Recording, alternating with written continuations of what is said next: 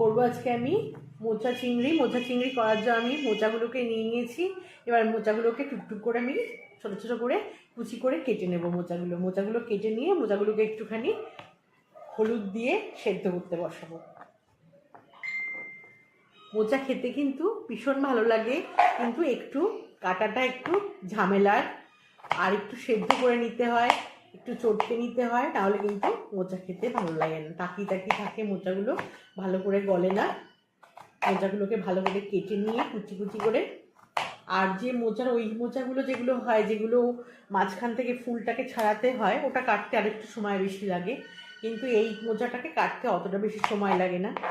আর এই কলাগুলো কিন্তু খেতে খুব টেস্টি হয়। এই মোচাটা চিংড়ি মাছ দিয়ে করবো আজকে। সবজিগুলো প্রায় কাটা হয়ে গেছে। মোচাটাকে কেটে নিয়ে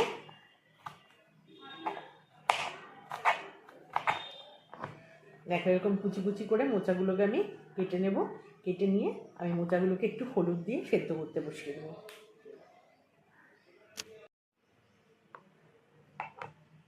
কুচি কুচি করে মোচাগুলো কিন্তু আমার কাটা হয়ে গেছে।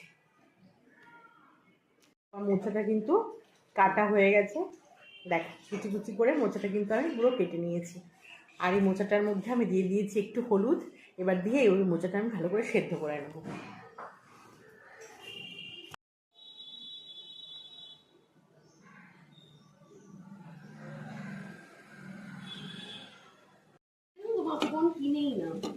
এক এক করে আমি এর মধ্যে মশলা দেবো পরিমাণ মতো। একটুখানি চিনি দেবো। মোচা কিন্তু একটু চিনি মিষ্টি মিষ্টি হলে ভালো হয় খেতে। দেবো তারপরে স্বাদ মতো নুন দিয়ে দেবো।